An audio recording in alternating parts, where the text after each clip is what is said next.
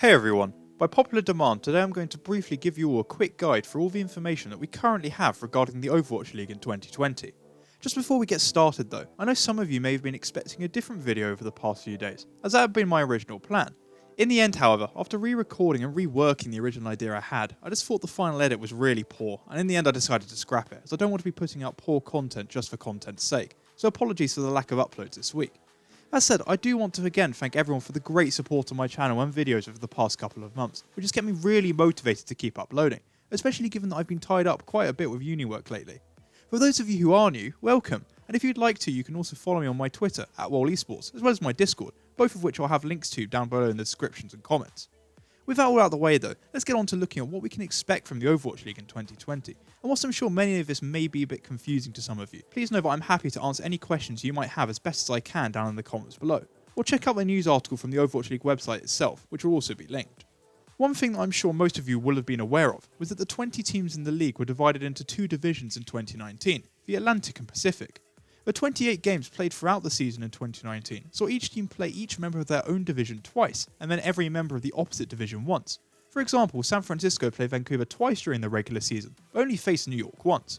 The reason I want to describe what this looked like in 2019 is because the divisions are seeing a bit of a change for 2020.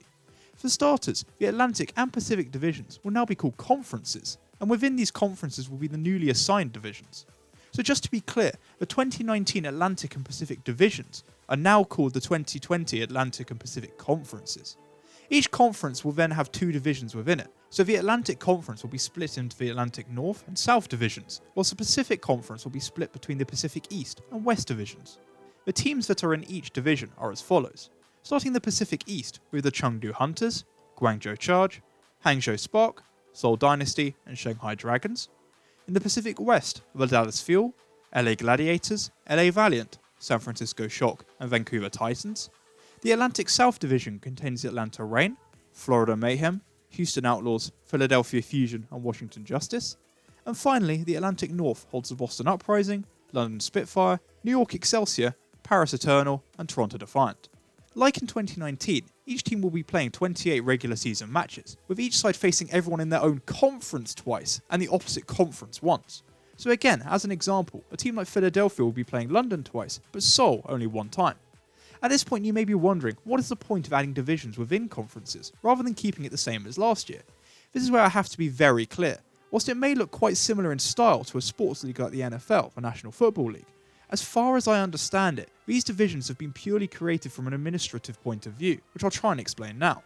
The Overwatch League regular season will see each team host 2 homestands, but more were needed additionally in order for each team to play all of their 28 matches, 12 further homestands to be exact. Therefore, in order to keep regional travel relatively balanced, it was decided that each division would host 3 of these extra 12 homestands needed. Currently, this appears to be the only reason why divisions have been created for 2020, with no direct benefit financially or in terms of playoff qualification currently announced for if a team goes on to win their division. But that's not to say moving forward, perhaps in 2021, they may become more meaningful and important. Hopefully people understand what I've been saying up to this point, as they're important background details that will make other things I'm about to explain much simpler. But if not, again be sure to pop a question down below in the comments. In terms of the regular season schedule itself, the action will begin on the 8th of February in New York, with the opening match scheduled to be the Paris Eternal versus the Toronto Defiant. The regular season will consist of 26 weeks ending on August 9th, including a 2-week break during weeks 12 and 13, during which the All-Stars event and the MidSeason Tournament will take place. If it isn't apparent by now, this therefore means that starting in 2020, the regular season will no longer be broken up into stages. Instead, everyone will be fighting for playoff spots by virtue of their record that will develop throughout the entire season. Whilst I am personally sad to see them go, I do understand why stages aren't being brought back for next season, as logistically it would prove a nightmare to organise in this new era of localisation. For people worrying about player burnout, just remember that most players will only be playing during 14 of these 26 weeks, with different teams being afforded time off at different stages of the season. I'll be leaving a link to the schedule as a whole down below in the description if you haven't had a chance yet to see it, and check where and when your team is playing. As for the format itself, there are some major changes coming in 2020. First of all matches are only being played on weekends, i.e. Saturday and Sunday, to fit into the new homestand model. That said, each event will be played in accordance with a local time, meaning that North American viewers will finally have to experience what everyone else has had to deal with over the past couple of years, either having to stay up late or get up super early in order to watch games being played in Asia for instance. Because of the difference in time between the regions, this is why we're seeing 2 homestands being run over the course of each weekend, with it likely in some cases one broadcast will end just as another is about to start. For the past 2 years, we've become accustomed to the 4-map format of the regular season matches. This is also an area that's being overhauled for 2020. Now each regular season match will be played in the first to 3 format, akin to what we've been seeing during the playoffs. Each match will always open with control, and then teams will play hybrid, assault and escort. However, the order of these 3 map types will rotate across matches to ensure they played evenly throughout the season. If a match reaches the 5th map, only control maps will be played until a team gets to 3 map wins, just as we saw during the World Cup playoffs. Instead of the halftime break, now it will be after every 2 maps that teams will get a quick break, just as we've seen in the playoffs. Like a lot of casters and analysts, I'm very much in favour of this new format, as I believe it promotes a much better viewing and playing experience for everyone involved, and gets rid of the unnecessary 4th map that too often was quite boring to watch. In terms of the maps being played throughout the season, the league has said that in order to keep the map variety fresh, they'll be changing out the map pool 4 times during the regular season. In a way you can see this as a legacy of the stage format. All control maps will be in play throughout the entire season, and each map pool will feature 3 maps from each of the other game modes. Unsurprisingly, a new map pool will then be used for the postseason as well. Regarding the approach to patches and metas, they've said the following. Throughout the season they expect Overwatch to receive several game patches. Overwatch League matches will take place on the most updated patch, but the rollout of those patches will be somewhat delayed from the actual game to the Overwatch League, to ensure that the league can properly deploy them and provide teams a window to practice on the new patch before they're asked to compete on it. To me, this suggests that after a new patch hits for live servers, the Overwatch League will probably give teams maybe 2 to 4 weeks to prepare for it before it's fully implemented into Overwatch League matches, but that's just a guess.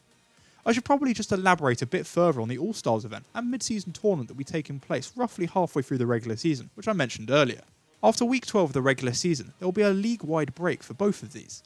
All-Stars will feature the league's best players competing in a series of fun game modes, just like last year, with 1v1s and a talent takedown scheduled to take place, with all of these events here having a total prize pool of $250,000 as an added incentive, and again it will be largely led by fan voting. The mid-season tournament, meanwhile, is planned to feature the top 4 teams in the league. The top team from each conference, again not division, so this will be the leader in the Pacific and Atlantic, as well as the next best 2 teams by record from either conference. In order to manage logistical requirements, namely visas for teams around the world, the teams will qualify based on their record over the first 9 matches in 2020, so it will be the top 4 teams heading into week 10 that will be invited to the mid-season tournament. Those teams will play in a single elimination bracket, with the top seed picking their opening round opponent, so basically the stage playoff format from back in 2018. Obviously, there are going to be prizes for these 4 participants, with first place getting $500,000, second place $250,000, whilst third and fourth place each take home $150,000. I don't think this format will be perfect, given that some teams may have an easier schedule early on, whilst others might simply play less games. But considering this might be an early chance to see 2 of the top teams play one another at an early stage in the season, before perhaps their scheduled meeting at the end of the season, I'm sure it's something that us fans can look forward to. The last thing to really discuss is the postseason, but from all the information we currently have, it looks set to run quite similarly to how it ran in 2019. Again, it will start with a play-in tournament, followed by a double elimination bracket, culminating in the 2020 Grand Finals. Just as before, it will be the 7th through 12th seeded teams in the standings that will qualify for the play-in tournament. The double elimination bracket will then go on to feature the following 8 teams. The 2 top teams per conference will be the top seeds, just as the 2 division leaders were in 2019. Then again in the same fashion, it will be the next 4 best teams across both conferences as the 3 to 6 seeds, emphasising that regardless of whether you win the division or not, it currently has no bearing on playoff qualification. To round out the 8 teams in the double elimination bracket, we will then add the 2 teams that advance from the play-in tournament as the 7 and 8 seeds. Personally, I'm quite happy to see this format return, as I thought it worked out really well last season, and I hope it pans out just as successfully next year as well. In terms of prize money on offer, first place will take home $1.5 million, while second place takes $800k, third place takes $500k, fourth place $300k, whilst 5th and 6th take $200k, and 7th and 8th take $100k each. That though is everything I currently have in the way of info for the Overwatch League in 2020, so just as a quick summary. 2020 sees the league split between 2 conferences, the Atlantic and Pacific, with each conference containing 2 divisions for logistical reasons, the Atlantic North and South, as well as the Pacific East and West. Each team will host at least 2 homestands, with every match being played on the local market times on Saturday and Sundays. The regular season will see each team play 28 matches, just as in 2019, with a league-wide break coming midway through to accommodate for the All-Stars event and mid-season tournament. Lastly, there are no stages in 2020. Instead, everyone will be fighting it out for a spot in the end of season playoffs, which will run almost identically to 2019. But of course, some of this is subject to change, and the Overwatch League is still set to release more details of things as time progresses. But that's where I'll finish, and if you have made it this far, I would like to thank you for watching. I'll be back tomorrow with my next Overwatch League news update, so if you have enjoyed and don't want to miss out, then please like, subscribe, and follow me on Twitter for this continuing competitive Overwatch coverage and content. And I hope you enjoy the rest of your day.